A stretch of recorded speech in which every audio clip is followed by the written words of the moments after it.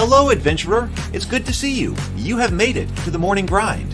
Welcome, welcome. It's the live stream at the beginning of the Geekverse, where we talk about all types of topics in geekdom, gaming, and fantasy, with an emphasis on being constructive and creating the things that we want to exist in the world. It's all on the grind, Sizemore. Can't be too fine, can't be too coarse. That's exactly right. There are a lot of adventures to be had today. Dungeons to explore and monsters to slay, and who knows what a random encounter might send our way. That's why we have to prepare, so settle in now for the morning grind with your favorite beverage in hand. Tea?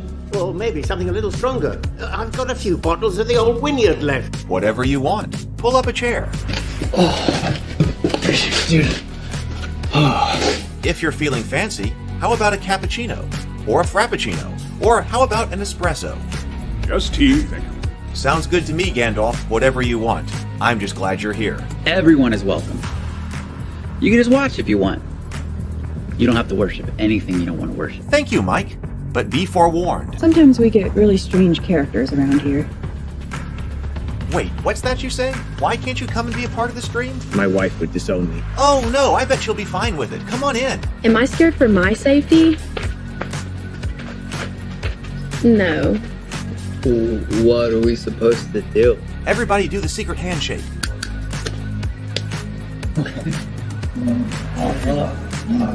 Secret cultist handshake. Oh, now do wizards who love each other. This, my friend, is a science. I still don't have gifts, but it's fine. It's all on the grind, son. Can't be too fine, can't be too coarse. Dude, this would be a sick place to bring the band. Indeed it would be, Dave. It really would. I'm seeing more people coming in. Welcome, glad to have you here. Oh look, here's someone new. Is this the cultist meetup?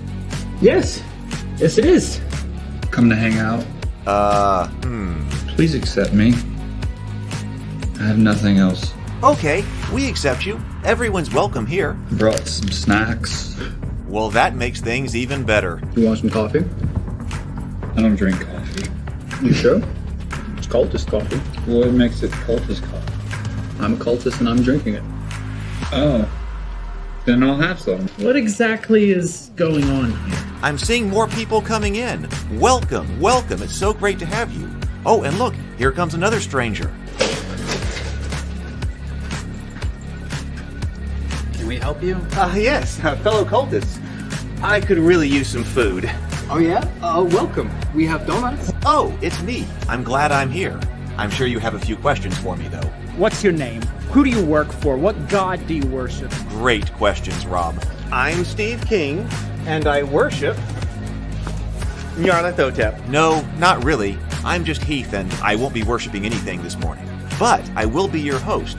Welcome to the office. We're going to have a great time. I've got my coffee ready, because now it's time for the morning grind.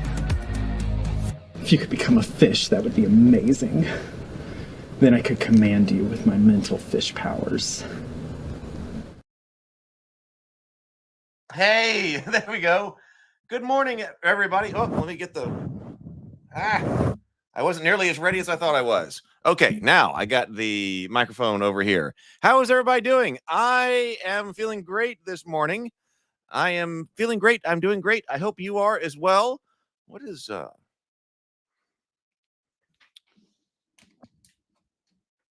There. Okay. So how is everybody? All right. I hope everybody's great. Like I said, I am feeling actually fantastic this morning. I'm excited about doing all kinds of things. Lots of things happening over here. Good morning, Tomocrat. Let's see here. Who all is here? Tomocrat's here. Bacon Gaming is here. Good morning. Charlie is here. Good morning. Tomocrat is here. I know some of our people are probably at the final day of Gen Con. So Gen Con is happening right now. So this is the last day of Gen Con, right? Charlie is here.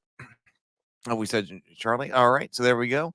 So yes. So Gen Con is happening. So this is probably probably the floor just probably opened not long ago. So Gen Con, we're talking about that in the Discord server. It would be fun to go back. It's been a while since I've been to Gen Con.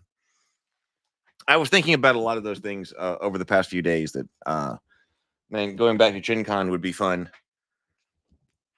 Even if I just went to hang out and stuff like that, it'd be fun to do. Be fun to do one of the shows here, from Gen Con, I think.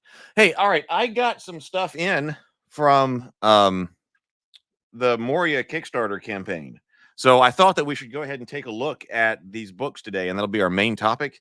So I think probably a lot of people may have already gotten them by now. So I did get the Moria book. So here is the Moria Through the Doors of Durin book. So that's the one that we've been looking at electronically a couple of times, but we're going to take a look at it physically right here. It looks like it really matches the One Ring core book really well, which actually that we'll take a look at over here. Which, come to think of it, is not how the 5th edition books look. The 5th edition books have a very different physical look to them than the One Ring books. I guess that's one way that I should have known that I was buying the wrong thing. Well, other than the fact they've got 5e on them. But I'm not even sure what these are. But we looked at these on the Morning Grind before. The Tales from Eriador and the Ruins of Eriador. And I think there are equivalent books made for the One Ring RPG, but these books happen to be the ones for the 5e book. So I think, see, it was a bit confusing because they'll publish the same kind of material, but for 2 different systems, but using 2 different names. And that has confused me, at least, because I think, oh, look, a book with a new title. I don't have that one, but I actually might have that one because it might be the same material that is just for a different system. So the One Ring, so I also got this right here. So this is the Ruins of the Lost Realm. So when I was on that Kickstarter campaign, apparently I picked up a couple things. So Ruins of the Lost Realm, I think, so on the back of this says, in the westlands of Eriador, between the Misty Mountains and the mountains of Lune, the hobbits found both men and elves. Indeed, a remnant still dwelt there of the Dunedain, the kings of men that came over the seas out of Western Ease. So I think the Ruins of the Lost Realm is the Lord of the Ring, or the One Ring equivalent of the Ruins of Eriador. Can anybody confirm that? Yeah. They're making different editions, one for the One Ring and one for 5e, which I mean, that's great. I like having the 2 different systems, but it's their naming that is confusing. So I think that when we were on the Morning Grind, I was like, wait a minute. So I got these, but they're actually the 5e versions, which is not what I wanted.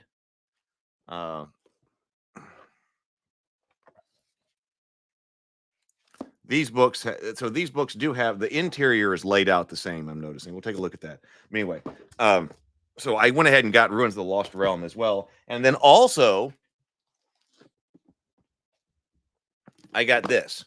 So while I was on the Kickstarter, I got the Alien Starter Box. And I was trying to think of what our situation was with the Alien RPG, because I think it was the case that I got something for the Alien RPG. I must have gotten this for some reason, because you just forget them because it's so long from the Kickstarter. But I was trying to see in here, and I must have moved them someplace else. But we had something to do with the Alien RPG at one time, but I think it was not the basic box or something. It was actually some kind of expansion or something like that, or not the core book. It was not immediately playable.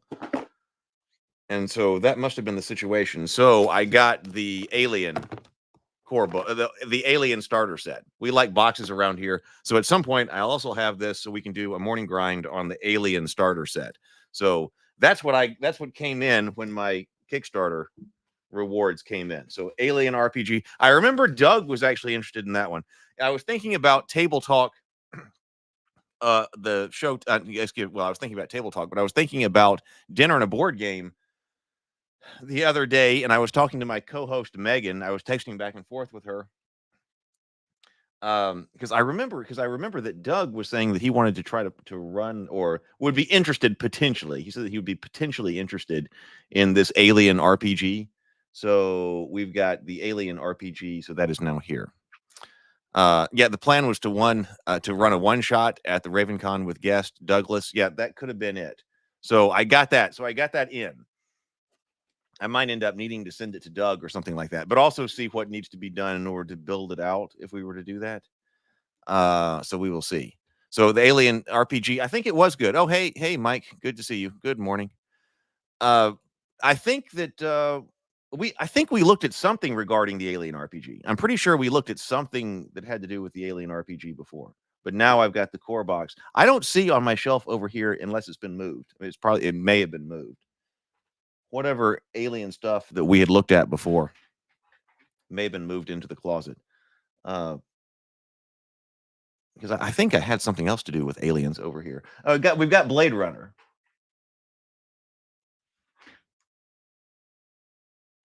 I've got the basic the core Blade Runner box, or core Blade Runner book, and then the Blade Runner starter set over here. So let's see. Tonight, there's a lot going on today because let me add this over here. Tonight is also the House of the Dragon season 2 finale. So what I decided to do was just do a live stream tonight while that show was going on. A couple of weeks ago, I tried to do like a watch party or something in the coffee shop, but that didn't work. It didn't work very well because in order to watch it, I didn't realize that I actually left the coffee shop when I clicked over to go to the HBO app and watch that, and I didn't click back over, so it looked like I was away from my keyboard or something at the in the coffee shop. So that didn't work quite as well as I wanted it to. So what I decided to do is I'll just post a members only live stream. So maybe about 15 minutes before the show starts or something tonight, if you want to have someone to watch the show with, well, the channel members over here will have the season 2 watch party. That's on this channel over here. But Doug, so this is right here. I'll put the House of the Dragon watch party. So if you want somebody to watch it with or want to hang out, that's where you can do that. But then Doug the other day, this is like 2 or 3 days ago or something like that, Doug asked me, hey, are we going to do a live stream after the House of the Dragon season 2 finale? And I really hadn't been planning on it because the like the Sunday night live streams after that have kind of been mixed in their success. Sometimes we have people for them, sometimes we don't. But Doug texted me very enthusiastically, and he was like, yeah, after the season finale tonight, we should totally talk about it. So I said, okay, well, I'll make us up a live stream. That's fine. So then over on the Table Talk channel tonight, we've got the finale discussion. So Doug is coming on there. Oh, I didn't click the button to actually send that link out. So the House of the Dragon watch party, that's for the members of this YouTube channel right over here. And then House of the Dragon discussion with Doug, we'll do that over on the Table Talk channel. So that'll be fun. So Doug was really enthusiastic about that. So we will talk about whatever happens with the end of the House of the Dragon tonight. What else is going on? I started reading the book Dominion by Tom Holland, which has to do with the it kind of traces the Christian thought in the Western world. When I've seen him talk, the reason that I was interested in that book is because he seemed to compare and contrast what pagan thinking is with Christian thinking. And I heard him talk on that subject, and I was like, oh, that's very interesting from the perspective of our world building that we've talked about. And so I started listening to that audio book as one of the many books that I was trying to get through. I was like, hey, but that's an audio book. So I'm thinking about inviting him on Table Talk soon if he would like to come. I don't know if he will come or not, but I'm reading his book and taking notes. So if anyone has read or read Dominion or read anything by Tom Holland, he does a podcast called The Rest is History. Some of you may know it. It might be interesting to discuss with him. We're talking about world building, because Doug was talking about like world building, not as fantasy, but world building as for something like the Byzantine Empire. And so I was interested in the book potentially because I was interested to know, like, how do you get in the mind of a Roman? Like, what does it really mean to have a Roman mindset or something? Or he uses the term pagan, Roman pagan, like a Roman pagan or a Germanic pagan mindset. So that is, I was working on that, reading that for a discussion. I was also talking to, like I said, my co-host for the Dinner and a Board Game, because I would love to be able to return to some Dinner and a Board Game. I was talking to Kent at Avalon Hill. He's the one who sends me a lot of the Hero Quest material about Dinner and a Board Game. And then I was talking to Megan about that. And we really need to be able to create the dinner segments of those shows a lot faster. What really has slowed down our ability to do Dinner and a Board Game is I'm like, I got to go in there and I got to film dinner scenes. So how do we do that? I was trying to text Megan, or I was texting Megan. I was like, what we really need to be able to do is to like get together for an entire day, for one day, and then film a lot of the dinner segments. That way, if we're going to do Dinner and a Board Game, we want to, shoot them live once a week, like return to the live format. We need the dinner segments. That would not be live, but we need to be able to shoot a bunch of them in a single day, so we have them all stocked, all in the queue and ready to go. So I was talking to Megan about that yesterday, actually. So we will see. We will see. I would love to be able to return to that and get actually playing some of these games again. Maybe doing another season of Dinner and a Board Game. So I'm talking to somebody. Do wine pairings in games? Well, I've thought about that. That's exactly the kinds of things that I was thinking about. That like, okay, now are there some things we've done a lot of cooking, and we can still do some more cooking. And we've got the World of Tolkien cookbook I want to try. But I was like, we could also go over to the winery and talk about different wines and talk about different things. Hey, PH. And we might be able to get a lot of very interesting material at the wineries or distilleries and things like that are around. So actually, that's one of the things that we're thinking of. So I also need to do it somewhat inexpensively. So I'm going to, as far as like, hiring a camera crew or something like that, a director of photography for it. Might not be able to do that. So I've also got to come up with some way to be able to do this more cheaply. But anyway, okay, so that's what's going on. It looks like I've got some more art for the Cultists RPG that I'm going to look at after this stream. There's something in the corner here. And I'm excited about that. I shot some of the videos that I needed, but I haven't gotten them edited yet. So I'm hoping that some of that's going to be done today. On Tuesday on Table Talk, Doug is going to be interviewing me. So that's what's happening Tuesday night on Table Talk. So there's a lot going on. But all right, let's take a look at this book here. Let's bring up our auxiliary camera. Turn on a light here.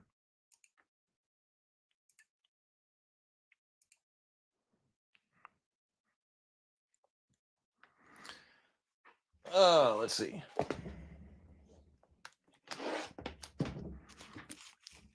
We can take a look at what this book looks like physically. Oh, we should also do a breathe and sip.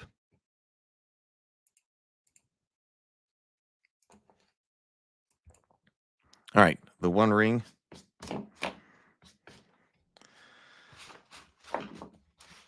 All right, let's breathe and sip. Everybody have their favorite beverage this morning. Let's do 2 deep breaths, deep inhale, complete exhale, and then take a sip of your favorite beverage. Let's breathe in, deep inhale. Here we go.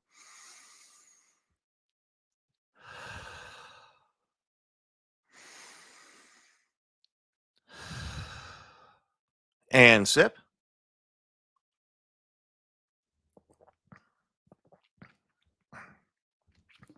There we go. All right, the One Ring, Through the Doors of Durin. This book, God, this mat is just absolutely nasty. Do I have another mat? Well, whatever. I got what I got.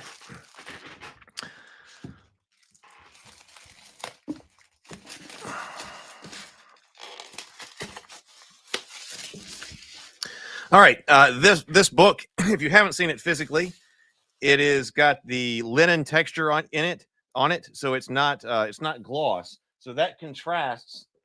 I mean, like I said, I guess if you're looking at them physically, like on a bookshelf, then the fact that it's got the 5E, the 5E on top, I guess that clues you into the fact that this is the 5E. But the 5E books, these are the gloss with the imagery, the illustration on it. So that is different, and the smooth gloss books that kind of looks more like a Dungeons and Dragons book. Whereas I guess the style of the One Ring books, these are heavier, they're matte, they've got the linen texture on them, so they're so nice. Even though I believe the interior, their styling of the interior is about the same. So like that, even though this has the more the classic 5th edition Dungeons and Dragons exterior, it still has what I think is the really neat layout inside. But that's how we know. All right, so this says, a king he was on carven throne in many pillared halls of stone, with golden roof and silver floor and runes of power upon the door. For long ages, the great city of the Dwerodelf was the seat of dwarven kings. Deep they delved beneath the roots of the mountains in search of Mithril, the fabled Moria silver. Wonders were wrought there by the light of crystal lamps, but 1,000 years ago, Durin's bane arose and drove the dwarves from their halls. The city fell into darkness, becoming an abode of orcs, goblins, and worse. No harp is rung, no hammer falls. The darkness dwells in Durin's halls. The shadow lies upon his tomb in Moria in Khazad-dûm. But now there is hope. Countless orcs perished at the Battle of 5 Armies, and it may be the halls of Durin lie empty. And it may be the halls of Durin lie empty once more, waiting to be reclaimed by those with the courage to face the long dark under the mountain. Maybe there are piles of treasure there waiting to be claimed. Maybe Mithril still glimmers in the mines of under Khadras. Cross the dread threshold, adventurer, and dwell deep. Moria. Through the Doors of Durin is a supplement for the One Ring, the official tabletop role-playing game based on the works of J.R.R. Tolkien. Set in the years before Balin's doomed expedition, this supplement contains a horde of patrons, landmarks, foes, encounters, and treasures that a lore master can use to construct their own adventures in Moria, from a single desperate journey in the dark to a grand campaign to retake Durin's halls. So we have really been enjoying this book. And I am glad to have it physically. We've looked at a lot of it. We didn't get to look at all of it. Let me go over here to the table of contents.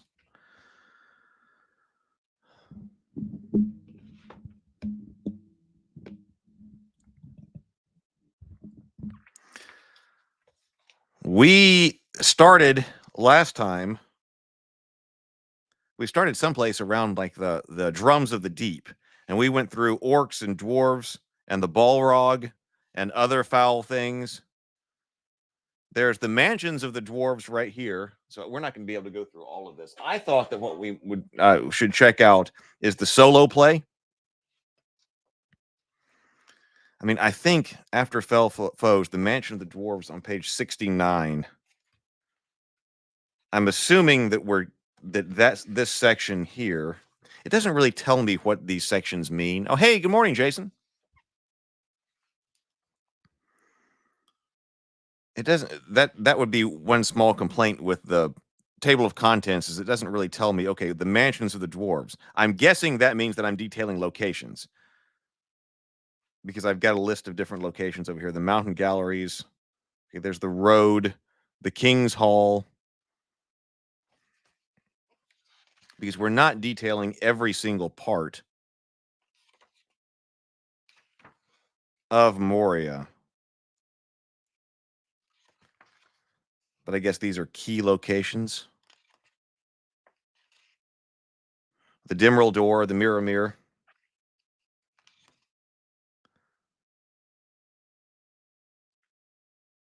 Okay, that says obscure under here.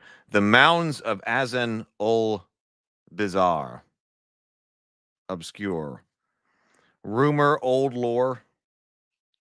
The Orc Mounds. The East Gate of Moria, whereas this one says famous. So I guess, yes. So then I think this large chunk right here is detailing different sites in Moria. Oh, we do have ribbons in here. The last redoubt of the dwarves hidden. Rumor, there are ghosts in the deep. Put your ears to the ground in the Dimril Dale, and you will hear the mountains rumbling far below. These are the ghosts of the dwarves who died fighting in the halls of Moria 1,000 years ago. They never yielded, even when all was doomed. Old lore. Now Durin the sixth was dead, and his son Nain became king. But he was king only for a little while, and he was never formally crowned. He commanded the retreat from the city. When as many of his people as he could be rescued were safe, he led his most loyal companions back into the mountains with the intent of slaying Durin's bane. He never returned.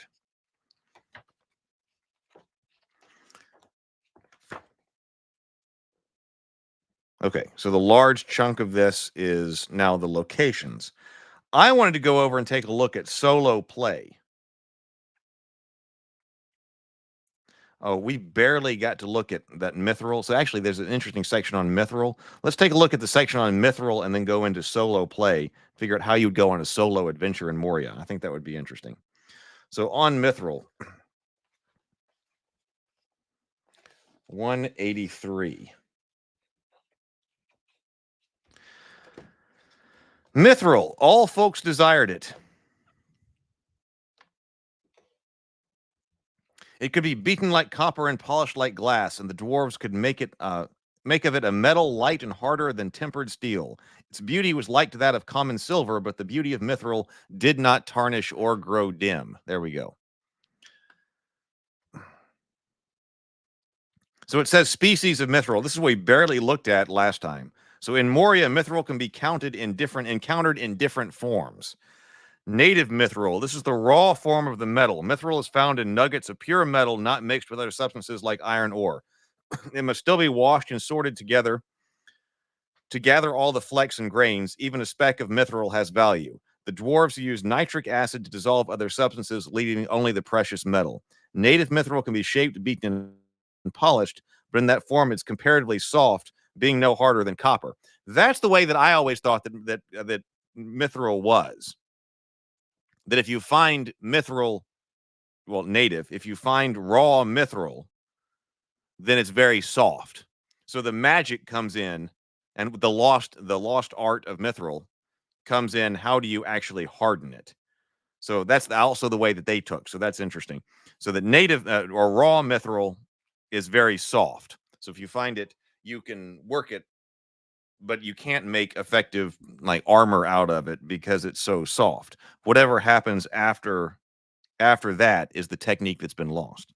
So true mithril. The dwarves learned a way to process native mithril into true mithril, preserving the metal's beauty while making it much stronger.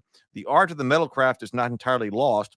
The dwarves still remember how to do it, but they lack access to the supply of native mithril. Okay, this says they do how to do it, but we've got a problem with accessing mithril. I guess that also makes sense.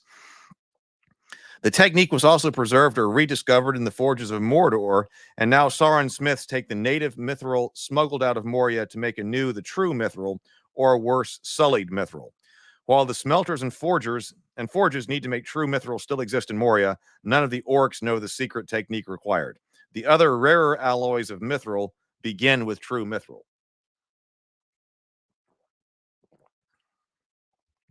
So with Thildin, Ithildin, Thildin. It reflects only starlight and moonlight and slumbers until touched by one who speaks words long forgotten in Middle-earth, a scholar or other player hero with at least 4 ranks in lore. Ithildin can be made into an ink and painted,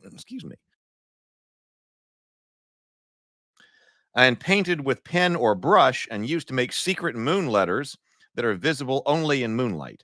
Dwarven kings and elven lords alike write letters in Ithildin so that the messages go unseen. Mithril steel. Mithril is so expensive that it was almost unheard of to make weapons or armor from pure Moria silver. Instead, the dwarves alloyed steel and mithril. The mithril does not mix evenly with the molten steel, but forms a network of hair-thin veins through the metal, as fine and beautiful as the trembling veins of a tree leaf or the foam of a breaking wave. The process makes the steel much stronger than before. Mithril steel looks identical to normal steel except under the light of the full moon, when the fine veins can be seen. All right, that's interesting. I'm looking for a quote on that. Do they call Bilbo's shirt mithril steel?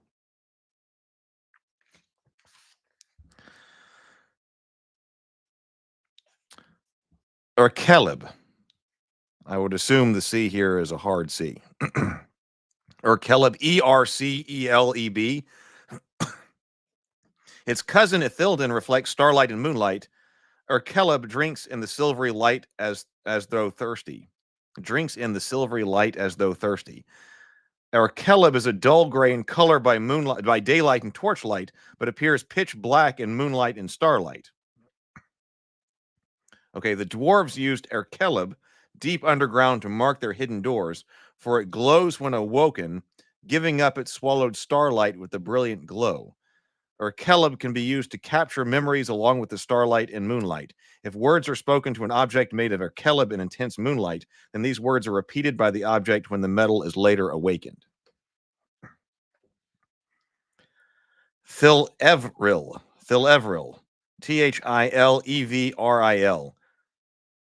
Thilevril was a form of mithril drawn into exceedingly thin wires, so thin they were almost invisible unless the light caught them just right, yet still immensely strong and sharp. It was used for making musical instruments, especially harps. For strings or reeds of Thilevril could reach notes beyond the range of other instruments. Thilevril was also rarely used to make bowstrings or nets, such as tripwires. Orcs have been known to dismantle Thilevril harps and use the strings that make whips. Use its strings to make whips of astounding cruelty.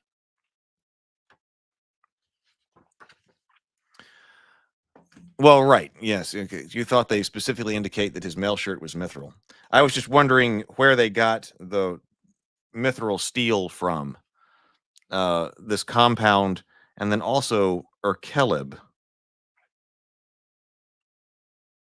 But if these are actually words that are used, I don't remember these. The burden of mithril. Mithril is astoundingly light, much more than gold or iron. Even unforged native mithril is exceedingly valuable, being worth 5 times its load. A player hero carrying a treasure made mostly of mithril, or one of its related alloys, adds only 1 point to their load score for every 10 treasure points, not counting the workmanship or other factors. So sullied mithril. We did see this one last time. It's the one that we looked at last time. Sullied mithril. This abomination is the new devilry out of Mordor, made from mithril ore sent as a tribute from Moria. Sullied mithril becomes hotter when a word of command is spoken, allowing a weapon forged from this alloy to burn hotter than a firebrand or even burst into flames. Old fool, he said. Old fool, this is my hour. You do not know death. Do you not know death when you see it? Die now and curse in vain. And with that, he lifted high his sword, and flames ran down the blade. Obviously discussing the Nazgul right there. Mithril enchanted rewards. Moria is vast and partly unexplored. While very rare, famous weapons and armor forged from mithril can still be found in Khazad-dûm, but also elsewhere. For example, the helms of the guards of the citadel of Minas Tirith are wrought in mithril, heirlooms from the glory old days. The lore master may introduce the following new enchanted rewards as part of any treasure hoard found in Moria or even outside of it. A mithril helm, load rating 0, mithril shield. A buckler made of mithril has a load rating of 0 and can be used together with a two-handed weapon. A shield and a great shield made of mithril have a load rating of 0 and 2, respectively. Mithril weapon. This quality lowers the load rating of the weapon by 1, or by your corresponding combat proficiency rating, whichever is higher, to a minimum of 0 load. Additionally, a one-handed weapon made of mithril can be used to make brawling attacks.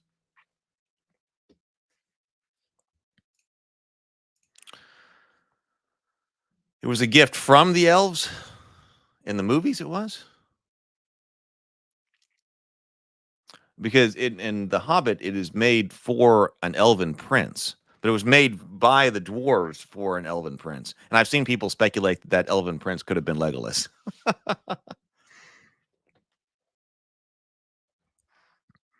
Moria Magical Treasure Index.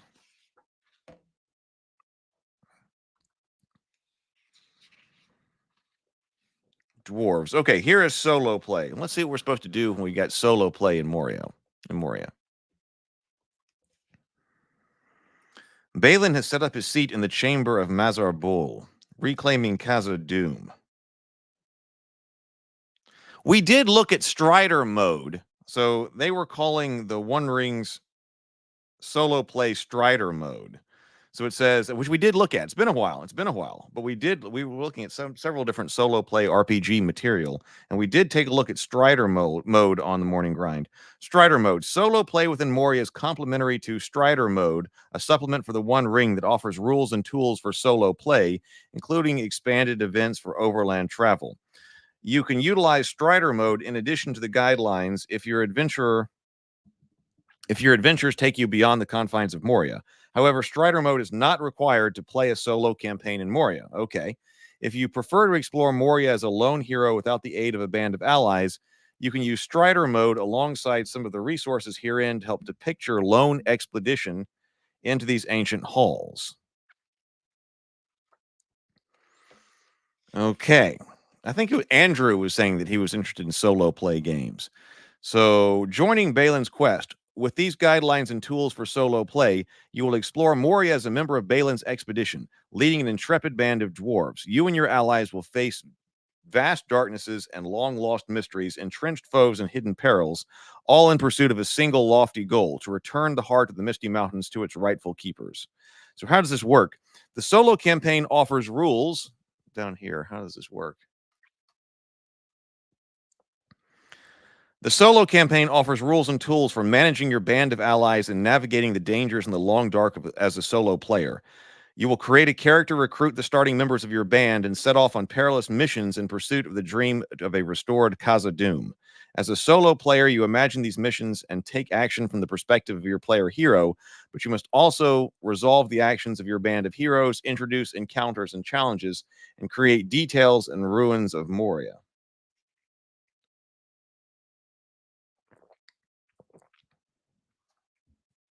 Inspirational tools and tables in these solo rules and elsewhere in the supplement offer a means of answering questions or generating events and locations during the mission. Once a mission has been completed or abandoned, you return to the safe haven of Balin's outpost in the first hall to rest, recover, and plan your next foray into the long dark.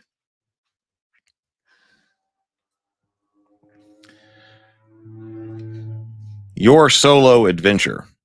Probably, I'm going to have to figure out a way to put this new microphone up when I'm looking down, because now the microphone is sitting right in front of what I'm trying to read here. Your solo adventure. Okay, as you begin your solo campaign in Moria, you create a player hero as you would in a traditional campaign guided by the lore master. Or as you would in a traditional campaign guided by a lore master. Some additional considerations and guidelines are provided below. When allocating your previous experience, take 15 points instead of 10. I do remember that when you're playing in solo mode, you play a bit beefier hero, which makes sense. Playing one of Durin's folk.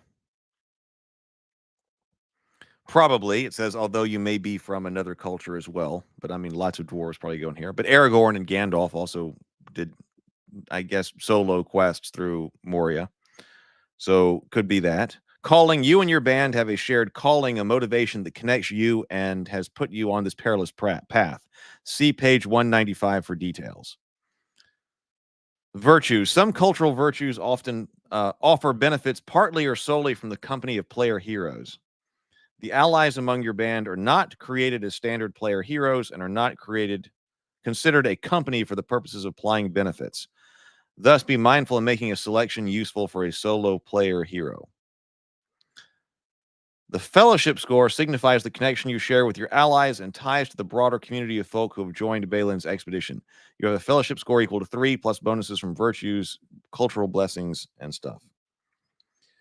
Okay, this does say something about cooperative play right here, because I was wondering that. I'm interested in very low prep games games that don't require a whole lot of prep. So I'm like, okay, so if there's good material in here about adventuring in Moria as a solo hero, can you use this to generate games for more than one hero? And this says cooperative play. These rules are geared for solo play, but they can also be used for a game in which two-player heroes lead a band of allies together.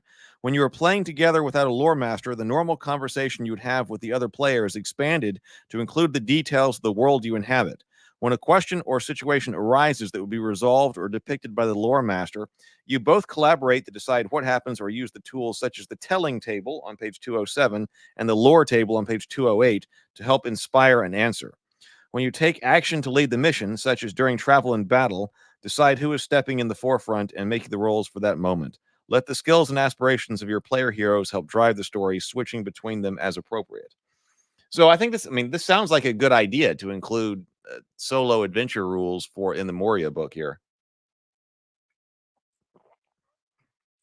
I'm sure there are a lot of people who want to explore Moria, but as we always say, getting together the group and actually having time to play is a major obstacle. And so if you have a solo ability to play solo, it wouldn't surprise me if we saw more of that. You know, we've looked at a lot of different RPGs, and I haven't seen too many of them that have a solo play section in the back like this, you know, or a solo play chapter. But it wouldn't surprise me if we started seeing more of that.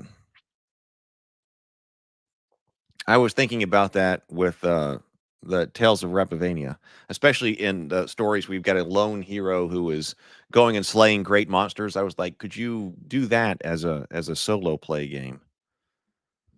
Because in that particular tale, it's the lone hero going and slaying monsters. Could you replicate that as some kind of solo play game? You know, I think that remember when we talked about, let's see, we got Galantry and the original AD&D. I don't know if it's the absolute original, but the AD&D boxed set that both came with those CDs that you play certain CDs. Play some track on a CD when you enter here. Why don't we do that with some solo play? Why don't we do more of that with solo play, especially by being able to upload something to YouTube that's time stamped? So if you were trying to do some type of solo play adventure that wasn't entirely created organically, why don't we take advantage of using something like a time-stamped video on YouTube to play certain segments of, like, when you step into certain rooms or when you do something in the game? Why don't we do that? I don't know.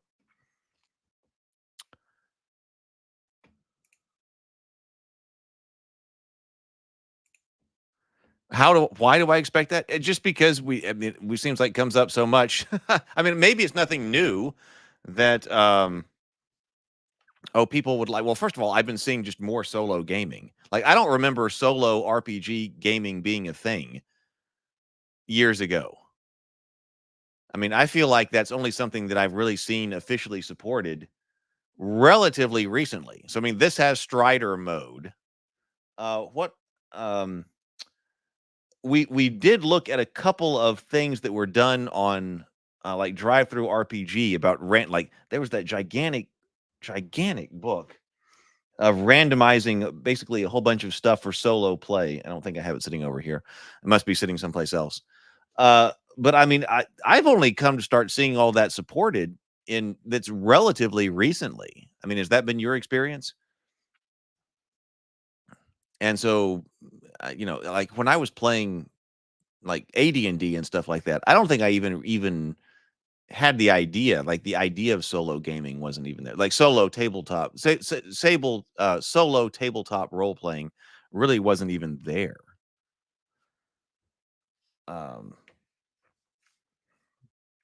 But I would think that now it's a way to sell books. Because like I said, hey, don't you want to explore a place? Do the same thing with Mirkwood. Wouldn't an adventure in Mirkwood be a lot of fun? An adventure in Mirkwood, well, this is in the Misty Mountains. The Moria is in the Misty Mountains. But that might become, I think it might become a draw for people who are purchasing books. Like, hey, I would love to be able to go through Moria, but I don't have a group. Why not incorporate that into the into location-based books like this? Suno AI says, "Hi, would the D&D community enjoy an AI music generator that can be descriptive, that can do descriptive narratives for tabletop games?" I think so. We talk about AI generated material quite a bit here, and how it can best be used. So, would the D&D community enjoy an AI music generator? Some of them would. Some of them would. Some of them might be completely against that, but some of them certainly would. Seems like the people who do enjoy, who watch our channel, would be interested in that. I have not gotten to play with many music generators yet. I want to, though. It kind of surprised me, actually, that as far as AI generation goes, that music seemed to be behind, and I have no idea any of the information behind that technically. Like, there was the video generators, and of course the text generators, and I was like, shouldn't you be able to generate music using transformers as well? Now we can, as we talked about. I think what kind of benefit that would be on something like the YouTube platform, simply because it is like, can you get copyright free music? So yes, I think so. Hey, good morning, Robert. Mike says, it seems true that the more solo play seems to be out there. For example, Shadow Dark produced a free solo play adventure on their website. Yeah, I saw a video about that. I don't know that I watched it yet. But Kelsey did a video on solo role-playing for Shadow Dark, right? And then, release some kind of adventure. Maybe one day, one morning, we might have to take a look at that and see what she did over there.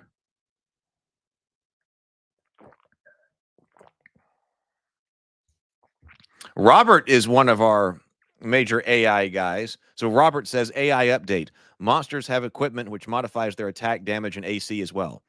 Now to store these modifiers to function with having a monster join the party functionality.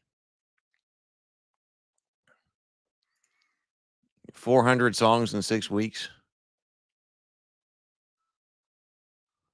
I was thinking about that. I've got to edit video, shoot a little bit more video, and then edit video for the Cultists game stuff. I'm going to go up to the winery this afternoon, though, and I hope to be able to write. Of course, then we'll get back and we'll do the House of the Dragon stuff tonight. But I've got stuff that I've got to write, and I was thinking I'm really excited about leaning into the AI filmmaking stuff, which will require music as well. For some of the Theophany stuff, I was rereading some of the material, some of the older material that I had for that. But I got to finish writing it. Let's see. Adventuring among Balin's expedition, your patron. Fittingly, your patron is Balin himself, a dwarf lord and descendant of Durin. So this, you're not, okay, so I see what's going on here. So this is setting you up to be part of Balin's expedition. I guess that's why over here it says, once a mission is completed or abandoned, you return to the safe haven of Balin's outpost in the first hall to rest, recover, and plan your next foray into the long dark. It says joining Balin's quest. So this isn't necessarily like Gandalf or Strider going through Moria. I guess they need to anchor it in some way, and so this is part of Balin's expedition, which does make sense. Did we read that with these guidelines and tools for solo play, you will explore Moria as a member of Balin's expedition, leading an intrepid band of dwarves. You and your allies will face vast darkness and long lost mysteries, entrenched foes, and hidden perils.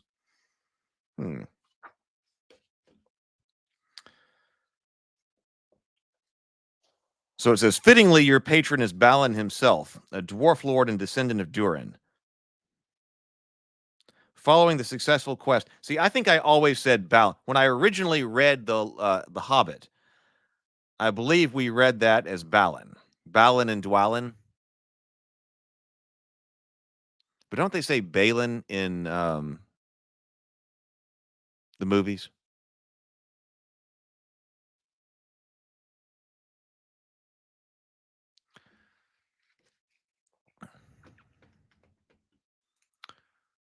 For D&D, simply copy and paste the location description as spoken lyrics, and then add the soundscape you want. I might try a D&D adventure before Halloween. Is there a website where I can go and check this out? Let me go over here.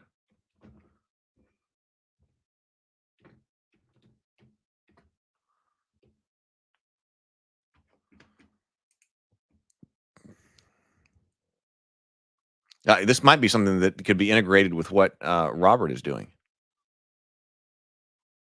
All right, I got the website up. I'm going to check that out. PH says, solo player section in RPG books is a tendency of modern days. I used to think that it was a thing for lonely people, but now I understand it's also a hobby like creating characters. Oh, well, okay, so now the other solo play that we went into in a rather high degree of depth, or at least was one of the Star Trek books, right? What was the name of that? Again, I'm looking for a book on my shelf, and I don't have it anymore because it's probably moved over into the closet. My gaming collection has swollen well past this bookshelves and gaming or shelves that I built here in the office. When I built these shelves over here in the office, I was like, man, I'll never fill these up. Well, now I'm overflowing. But there was a Star Trek solo play adventure, and it was different than I was expecting, like a whole Star Trek solo play game. And it was a lot different. It ended up being different from what I was expecting. Oh, no, it's right here. Here it is. So, I mean, this is one that's now completely given to solo play, right? Star Trek Adventures. This is Captain's Log. It's an entire solo role-playing game. This was different from what I was expecting. But I think you're right that it's basically like its own hobby. Like you can sit and create characters as a hobby. That's what this was as well. Yes. Although this one was different to me because this one was different than I was expecting. I think because it was so free form. Was that your recollection as well? This was a very free form type of solo play. And that kind of interested me personally. This is just personal. This interested me personally less because I was like, well, yeah, I could totally like write a story about my Starfleet character. But I guess it's kind of like a hobby of being guided through that story. I think when I was thinking about some kind of solo play, I'm thinking about something that concretizes it a bit more. Does that make sense? That concretizes the game a bit more. Says also an opportunity to play test it. I'm diving into 10 mint games. You're talking about games that can be played inside or can be stored inside a 10 mint? 10 mint games. What are your favorite 10 mint games? Oh, that's particularly that question is in Solo Board Gaming Reddit. A subreddit.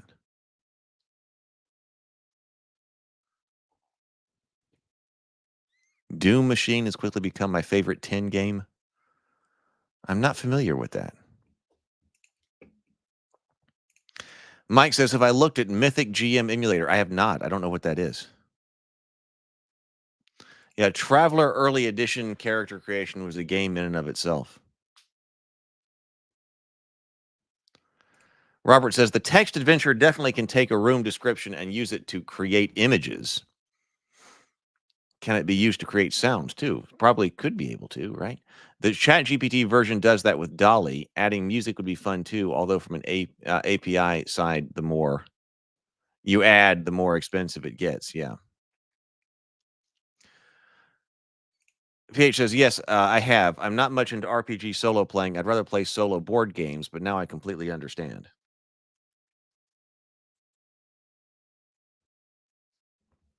That is a good question for James. Is solo RPGs actually an RPG? Because the Captain's Log, the Star Trek, this was I know there's no one way, I suppose, to do solo RPGs, but this was almost like guided journaling, if I remember correctly. I mean, you have to go. This was I was really excited about it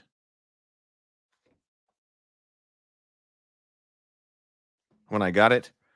But if I recall, we can go back and rewatch that episode.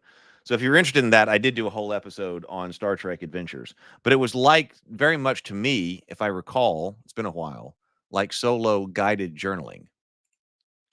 10-minute games like Iron Helm, Doom Machine. Okay, that's the one that I was just reading about on Reddit. Dust Runner, 10 Reel, etc. Oh, there's a channel that playtests many 10-minute games. It's called Game Night. Oh, I'll check that out.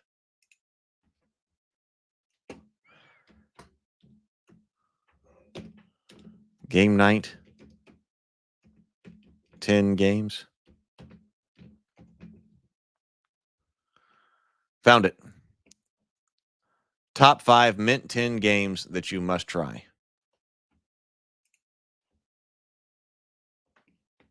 What is up, everybody? Welcome to the Game Night YouTube.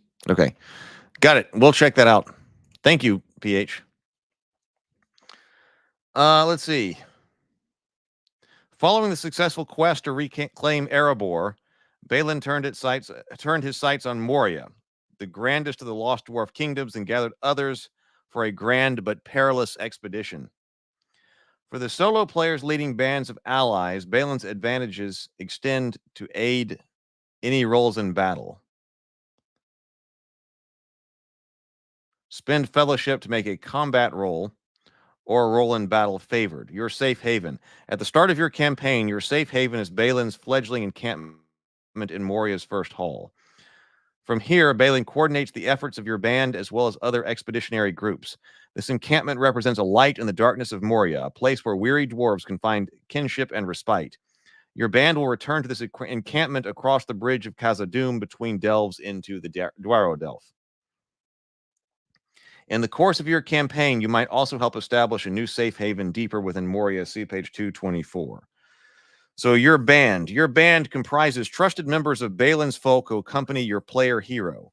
Each member of the band is an ally, a steadfast dwarf, or dwarf friend. At the start of the campaign, you have a fledgling band of 6 allies. As you complete missions and gain standing among the folk of Durin's expedition, you can recruit additional members. The members of the band are not created as standard player heroes. Instead, each ally is given a quirk to personalize them, a gift that can aid the band, and a number of conditions to track their well-being. The band as a whole also has its own characteristics and conditions. These components are summarized below. You can track these elements using mission worksheet, while each member of your band is represented by an ally card. See the next spread. I bet we can download those. Hey, let's see what readiness is. Your band is largely defined by a single attribute, readiness. This measures the overall experience and capability of your allies. At the start of your campaign, your band is relatively inexperienced within the vast confines of Moria. However, the band's readiness can improve as allies become hardened against the dangers of the long dark. The starting readiness for your band is 4. With the successful completion of missions, you can award accomplished allies with the hardened status to improve your readiness score. Readiness is used to calculate your band's difficult TN. The static difficulty level for all rolls made for a band is a group or for an individual ally. The readiness TN is 20 minus its current value. Therefore, the starting readiness TN is 16.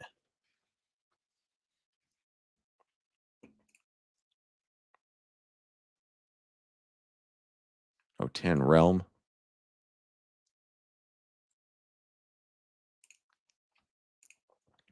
James, I don't know if you stepped away or not, but we were wondering if solo RPGing, solo role-playing games are role-playing games. That sounded like a question that would be very much within your wheelhouse. So we've got mission worksheet right here.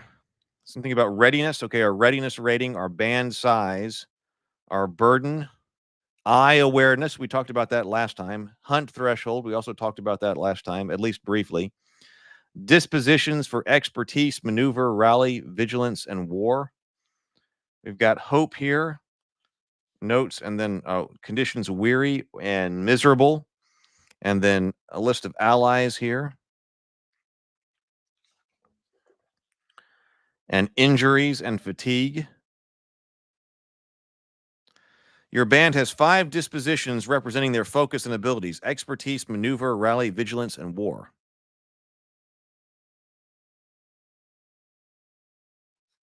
Well, okay, that's true. Robert says, Zork definitely is an RPG, one of the first on a computer, and that's played solo.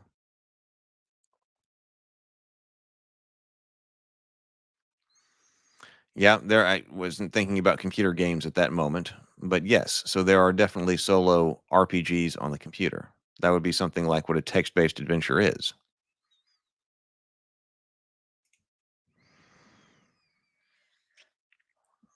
Let's see. Okay, so here are ally cards. The ally cards, okay, name and title, whether or not they are hardened, gift, wasted, kingly gift, wasted, injuries, fleeting, moderate, severe, grievous, and lingering.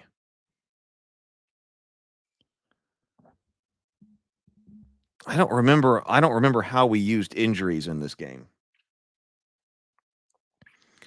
I didn't remember that there were different categories of injuries. So there's fleeting injuries, moderate injuries, severe injuries, grievous injuries, and lingering injuries. I like this idea of lingering injury.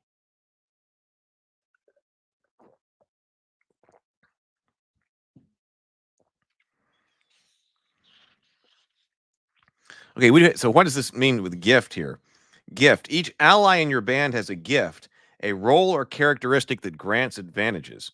When you recruit an ally, choose a gift or roll one using the tables on page 196, or come up with your own. Each gift is unique and should not be shared among the others of the band. When a relevant gift aids an action for your player hero of the band, you gain a bonus for that roll. Quirks. Okay, conditions right here. Injuries. Unlike your player heroes, your allies do not use endurance points to measure their physical stamina. Okay, so this is different. Instead, they suffer injury conditions when failing to overcome a harmful or weakening incident. There are 5 levels of injury conditions: fleeting, moderate, severe, grievous, and lingering. A roll to resist physical hardships is called an endurance test and is made using your band's rally against their readiness TN. When this test fails, an ally suffers an injury condition. Immediate injury conditions are also inflicted upon an ally whenever a band must suffer a wound, such as during travel events. Learn more about endurance tests and injury conditions on page 203. Fatigue. Your player hero tracks fatigue points normally, but fatigue among your allies is measured through fatigue conditions. There are 4 fatigue conditions: fatigued, faltering, spent, and collapsed. Burden. Do not track load ratings for your band's gear. Instead, their burden represents how heavily they are weighed down by a group, by armor, weapons, supplies, and reclaimed resources or treasures. Burden is measured through 5 levels: light, medium, heavy, and overburdened. When you set on a mission, you decide whether to focus on strength of arms or speed and subtlety. This decision impacts your starting burden. Then your band's burden can increase or decrease during the course of a mission as appropriate to what you pick up or leave behind. Burden affects your fatigue tests described on page 204. A light burden aids these tests, while heavier burdens makes them more difficult. Learn more about setting your band's burden on page 20 and adjusting their loadout in the midst of a mission on page 205. Let's see.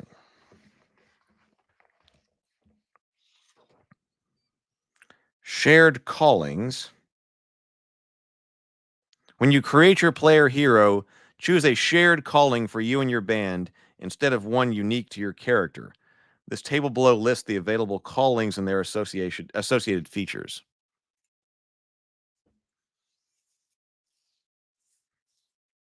Oh, so James has responded. James says, I personally think that role-playing games with GMs and role-playing games without GMs are fundamentally different.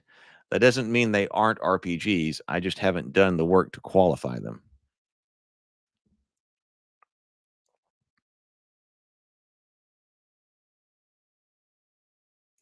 I don't deal with computer and video game categorizations. This is entirely analog. And let's say I do the work and it turns out, according to the criteria I use, they don't qualify as RPGs. That's okay. They're still fun. You don't have to use the same criteria as I do. If you haven't gone over and taken a look at James Bacon's channel, he's got lots of great video essays on gaming over there. And he's just getting started.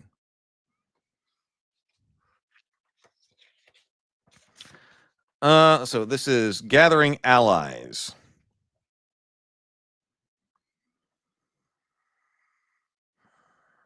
So what is this? You begin the campaign with 6 allies in your band. You'll have opportunities to recruit additional allies, bolstering your number or replacing those lost to the perils of Moria during the fellowship phase. For now, generate your 6 allies by picking or rolling on the tables below for each of them, and according to their details on ally cards. Now, when you're talking about solo gaming in Moria, I was thinking about trying to get to the other side of it, very much like Gandalf or Strider did. So this is, there's a lot more to this, being part of this expedition and having allies. Meeting Balin's folk. When the narrative leads you to interact with comrades outside of your band, you can use the tables found in this section to generate other dwarves involved in Balin's expedition, such as those belonging to exploratory groups or devoted to tasks within Balin's camp. Gifts are a useful focus for each ally, the useful focus that each ally lends to your band.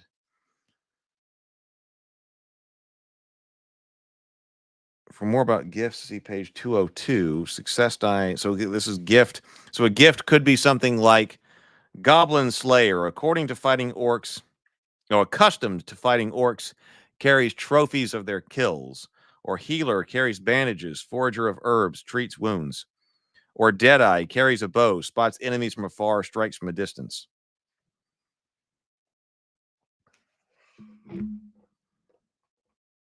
Oh, this is, so you roll a success die, that's the D6. So if you roll a 1 or a 2, then consult your feat die going down. Success die 3 to 4, 5 to 6. So, like, Cartographer carries maps, knowledgeable of paths and chambers. Adept at finding safe paths. Oh, this is Scout. Adept at finding safe paths, rarely gets lost.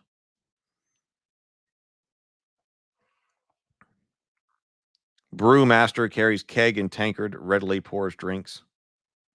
Battle-tested, carries weapon of renown, instills awe and fear in enemies. Quirks. A place to roll names. Okay, planning a mission.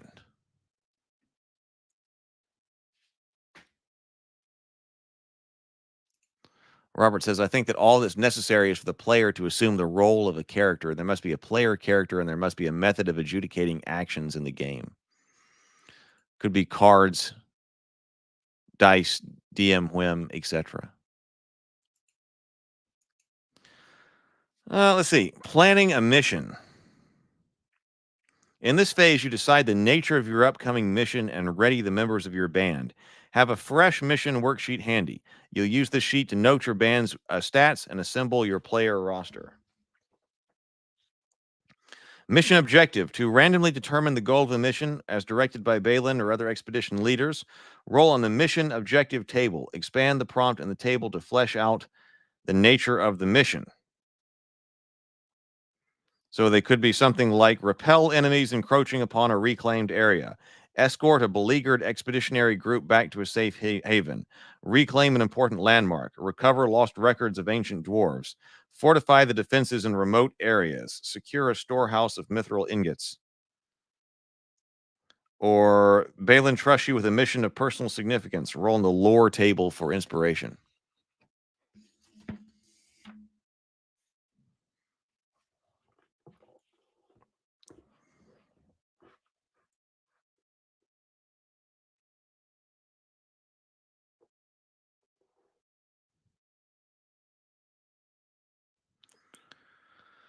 Choose your allies.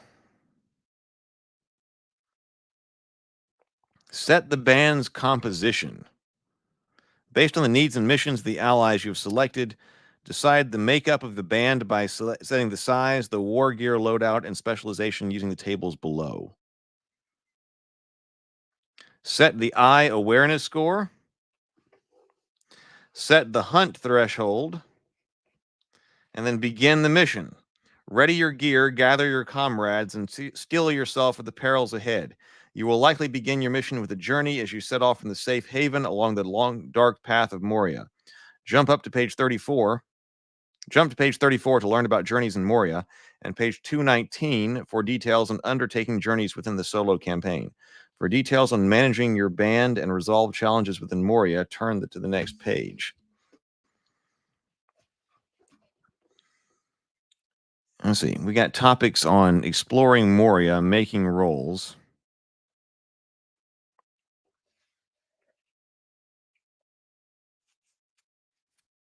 It says chronicling your adventures. In The Lord of the Rings, we learn of the Book of Mazar Bol, a record of Balin's doomed expedition pulled from among the corpses piled in eternal vigil in the King of Moria's final resting place. Consider keeping your own chronicle of these events, the discoveries you make, the battles you fight, and the triumphs and woes of your experience. Your own Book of Mazar Bol might be brief, bolted notes, or more descriptive retellings of events, or even the personal journal entries of your player hero.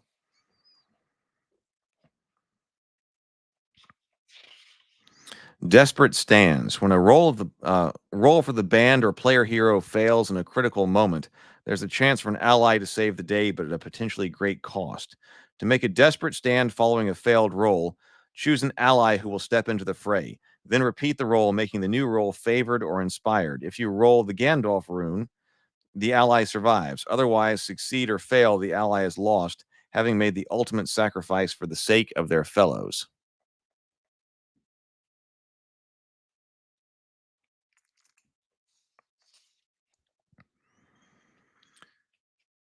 Endurance tests and injuries. The consequence of physical hardship are tracked for your band using the endurance test and injury conditions. Making an endurance test. Damage threat.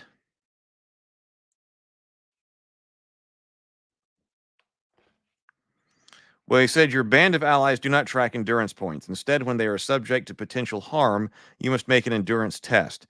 This test is likely to result in a fleeting injury, a minor setback that can lead to more serious injuries. But with some luck, they will emerge none the worse for wear.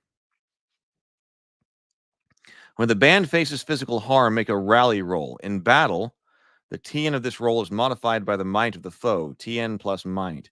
Outside of battle, modify the roll by choosing an appropriate rank. Let's see. If the endurance test fails with an eye icon, you must instead do one of the following. What says, with the success on the rally roll, your allies emerged unscathed. On a failure, a member of the band suffers an injury condition. Follow the guidelines below to determine the severity of the injury. If the ally is currently uninjured, they suffer a fleeting injury. If the ally is already injured or worsen the rank of their injury by one step on the severity scale, for example, fleeting to moderate. If the endurance test fails with an eye icon, you must instead do one of the following. Roll in the injury severity table to learn the nature of the damage. Apply the injury condition to two allies, fleeting if uninjured, or one rank higher from the current injury. So a grievous injury over here, the ally is unconscious and dying. If they survive, the grievous injury persists until they receive first aid during a prolonged rest. If they suffer another injury, they are dead. Severe injury, the injury can improve with successful first aid through a prolonged rest. Moderate injury, the ally recovers fully with a prolonged rest. And a fleeting injury, the ally recovers fully with a short rest.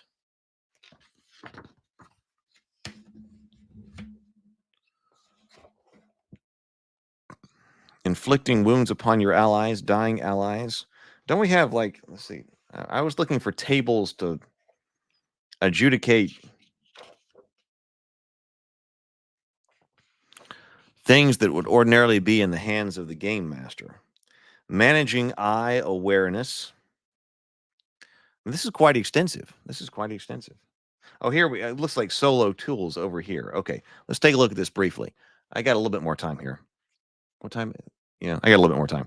Solo tools. Without the guidance of a lore master, this is the part that I think I'm most interested in. The solo player has only themselves to develop the story. The tools contained herein help shoulder this burden. The telling table over here on this page helps answer simple questions about locations, peoples, creatures, and events. Use this table when you would normally ask the lore master a yes or no question. So telling table, the chance, certain, likely, middling, doubtful, or unthinkable.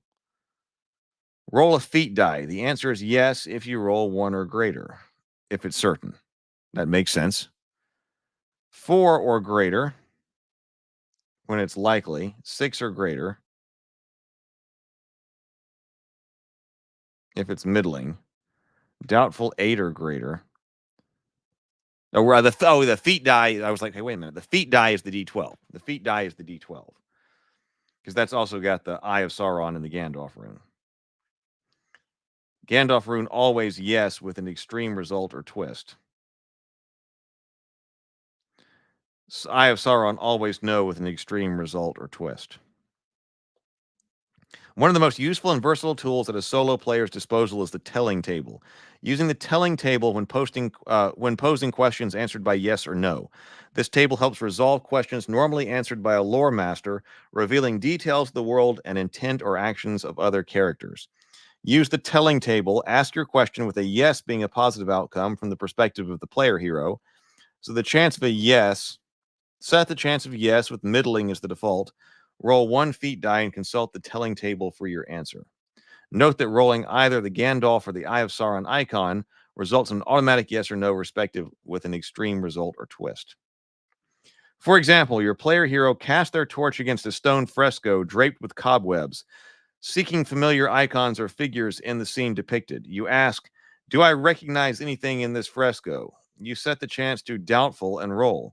You roll a Gandalf rune, which according to the telling table is always yes with an extreme twist, result or twist.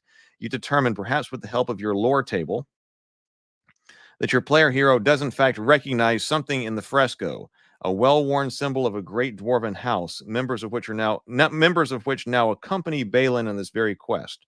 Perhaps they would like to know more. Trust your gut. You don't need to roll on the telling table each time you ask a question. Oftentimes, the answer will be obvious to you based on the narrative thus far and the context of the question. The telling table is a tool for when you honestly don't know, when you can't decide, or when the possibilities of each present equal opportunities for fun. All right, the lore table. But see, why couldn't you use that with a game master as well? Seems like you could. I suppose if the game master was actually playing something that was written out, then you wouldn't need that. But if the game master's got to come up with it on the fly, I mean, why not use something like that? If necessary, if it improves the game. The lore table. Use the lore table to help reveal details when asking an open-ended question about a situation or events. The table includes 4 columns: action, aspect, focus, and feature. As we see over here, action, aspect, focus, and feature, we're rolling a success die, which is the D6. You can roll in 1 column for a single word prompt, or 2 or more to construct a prompt phrase. To roll on the table, use 1 feat die to determine the section, and then 1 success for the row. The lore table can answer questions such as, what is this dwarf's nature? What mission does Balin have for me? What is the subject of this mural? So what is the subject of this mural could be determined by aspect and focus. What are some details of the room where we take our rest? Our feature and another feature. Depending on the situation, the result might be taken literally or interpreted as an abstraction. Part of the fun of solo role-playing is deciding how these enigmatic riddles relate to your current situation. If a result doesn't fit or is hard to apply to a current situation, roll again and check adjacent rolls for your answer. Roll again or check adjacent rolls for your answer. So, for example, your player hero speaks with an ally and learns more of their background. Rolling on the lore table to determine the nature of their discovery, you roll an aspect of broken and a focus of folk. You decide the ally originates from an ancient dwarven house, once great but broken long ago by war and calamity. This ally has a lot to prove, it seems.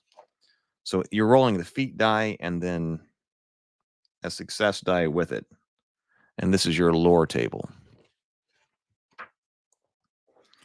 Mike says, I think a lot of solo play things could be used to help a GM too. I kind of think so too. It seems like if it's done well, then it should help a game master run a game with very low prep, right? Fortune and ill fortune tables. When you're taking action and want to give the challenge additional focus in a dramatic moment, use the result that includes the Gandalf rune or the Eye of Sauron to represent circumstances or events beyond the control of the player's heroes.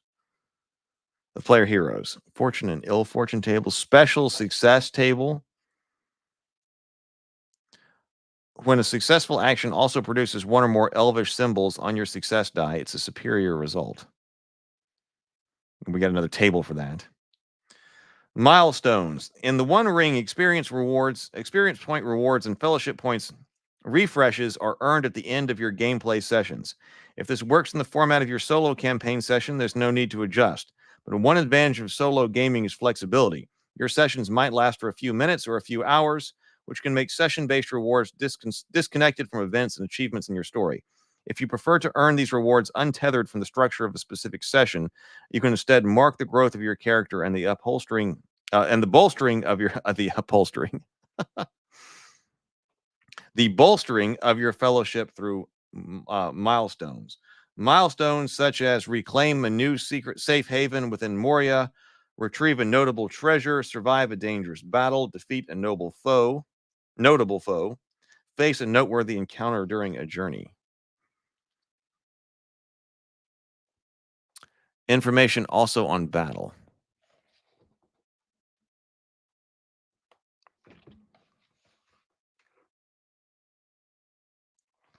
What prowls in the darkness of the bridge of Khazad-dûm?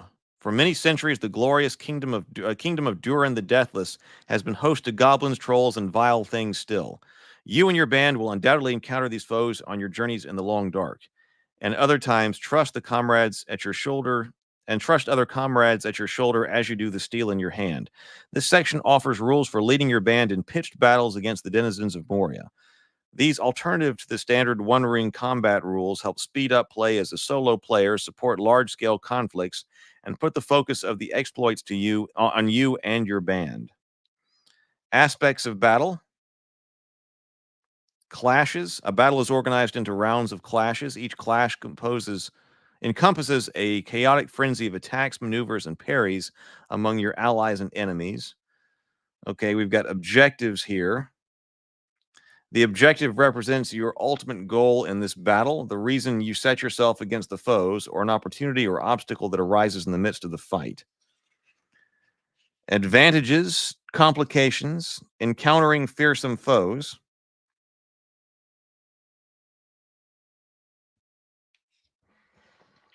War parties.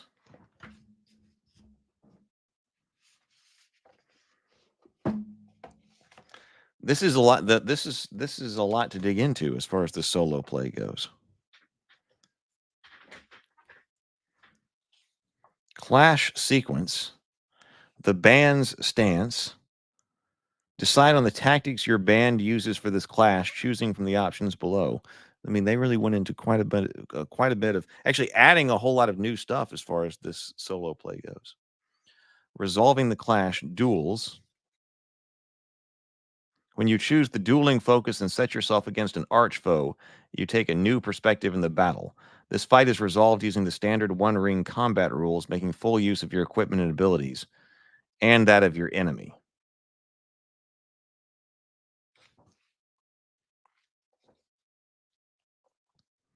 The end of battle. Councils. Journeys. Marching test and solo journey events. mean, this is a big chunk of this book. I mean, they dedicated a lot of page count to the solo play. The fellowship phase in solo play.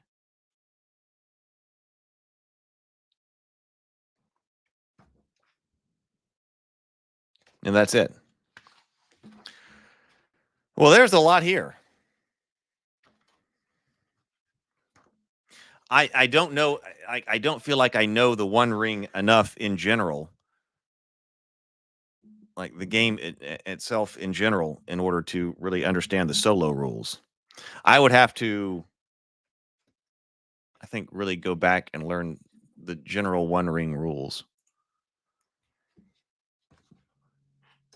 before trying to dive back into solo play. Especially before trying to play it. I would have to just play and learn, and then add on these solo play rules. But it does seem neat. It does seem neat, I think. If you try it out, let me know in the Discord server or elsewhere. Yeah, I know. It's exactly it. Sounds like you need to master the basic game and then learn solo play. And it's been so long since I've actually read the One Ring. I mean, it's been since the last time we did this on the Morning Grind. Looking at that book, which I mean the book. I think we looked at the book, but we also looked at the solo, not the solo play box, the starter set box. So, all right, now we know. But I mean, this is a fantastic book. I think they did an excellent job with Moria. I think they did a great job with this book. I'm looking forward to looking at it more. We might have to look at the Lost Realm sometime. We've got aliens sitting over here. But I've got to get out of here because there are a lot of things to do today. But if you are looking for someone to watch House of the Dragon with tonight and you are a channel member, I will turn on the live stream at about 15 minutes before the show starts, and we can hang out and then watch the show together on live stream. And then we will go over to have a discussion with Doug on the Table Talk channel. So I will see everybody tonight. So the Table Talk channel is public. The Table Talk channel is for everyone. The watch party where we're actually watching the show, that's just for the channel members over here on Heath's Geekverse. But then the Table Talk, that'll be a public discussion afterwards. So I would love to see you there. So I will see everybody tonight. Let's go get some things done for the next 6 hours or 7 hours or something like that. And then I'll see you tonight. Catch you later, everybody. Go forth, be creative, be constructive, and be productive. Grind on. Later.